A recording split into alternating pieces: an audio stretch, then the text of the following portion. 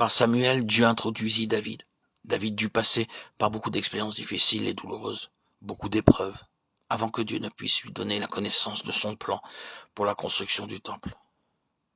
C'est par David que nous apprenons comment il nous faut être exercés et formés afin d'entrer dans le plan et dans le dessein de Dieu, en tant qu'individu, en tant que famille et en tant qu'assemblée.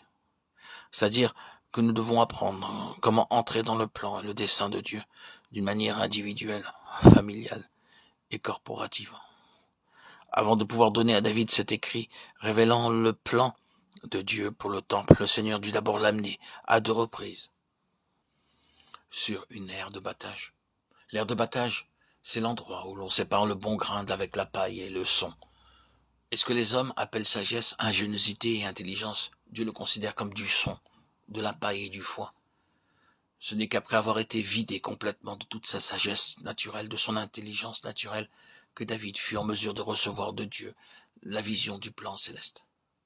De la même façon, en ce qui nous concerne, nous constatons qu'avant de pouvoir nous introduire dans la vision de son plan céleste, Dieu doit détruire et briser complètement tous nos plans, toutes nos pensées et nos intentions personnelles. Plusieurs d'entre nous ont appris ou apprennent au travers d'expériences amères comment Dieu nous prépare pour recevoir la connaissance de son plan divin. C'est par David que fut finalement introduit Salomon, un homme de paix, par lequel fut exécutée l'œuvre de construction du temple. Il lui fallut se conformer avec exactitude pour chaque détail au plan révélé de Dieu avant que le temple puisse être édifié. Lorsqu'on bâtit la maison, on se servit de pierres toutes taillées et ni marteau, ni hache, ni aucun instrument de fer ne furent entendus dans la maison pendant qu'on la construisait. 1 Roi 6-7. Pour cet édifice, il fallut employer comme matériaux des pierres de taille de grande valeur. Le roi ordonna d'extraire de grandes et magnifiques pierres de taille pour les fondements de la maison. Les ouvriers de Salomon, ceux de Hiram et les Ghibliens, les taillèrent et ils préparèrent le bois et les pierres pour bâtir la maison. 1 Roi 5, 17, 18. Ce fut l'unique construction, le seul édifice dans le monde entier, au travers de tous les âges, qui fut édifié de cette façon-là. Chaque détail du plan avait été donné à David par un écrit de Dieu. C'est par un écrit de sa main, dit David, que l'Éternel m'a donné intelligence de tout cela, de tous les ouvrages de ce modèle. 1 Chronique 28, 19. Il a fallu donc étudier avec beaucoup de précision, de minutie et d'exactitude le plan révélé de Dieu, puis se conformer à ce qui avait été écrit de sa main. De cette façon, les pierres de taille purent être magnifiquement préparées dans leur dimension parfaite, avant de pouvoir être introduites dans l'édifice. Lorsqu'on se rendait sur le lieu du chantier, on n'entendait aucun bruit de marteau, de hache ou d'instrument de fer. Même pour construire une simple hutte, nous avons besoin de clous et de marteaux. Mais de cette façon, Dieu voulait démontrer comment, dans la maison de Dieu, les choses peuvent être faites de façon paisible, sans dispute, sans querelle et sans jalousie.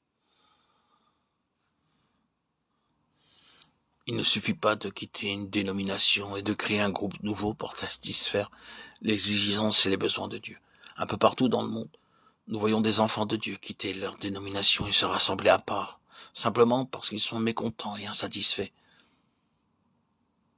Ils s'imaginent qu'en se séparant des autres et en se réunissant à l'écart le dimanche matin autour de la table du Seigneur, ils auront quelque chose de meilleur. Bien que se réunissant à part, ils amènent avec tout ce qu'il y a de mauvais dans les vieux systèmes.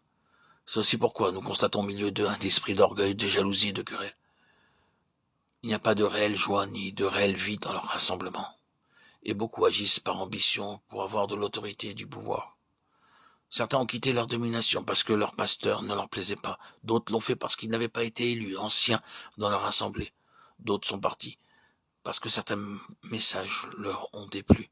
D'autres se sont séparés parce qu'ils ne s'étaient jamais mis d'accord avec les autres. D'autres sont sortis parce qu'ils ne voulaient pas vivre une vie de séparation, une vie de sanctification. D'autres encore l'ont fait parce qu'il y avait de l'animosité, de la haine et des choses semblables dans leur cœur. C'est pour cela qu'il n'y a pas de paix dans leur nouveau rassemblement. Mais Dieu nous montre que nous ne pouvons réaliser son plan qu'en nous conformant à ses principes divins. Ce n'est pas en nous soumettant à un schéma théorique, comme au plan d'un ingénieur par exemple, que nous pouvons réaliser la pensée de Dieu. Il nous faut obéir et suivre Dieu pas à pas pour réaliser son dessein.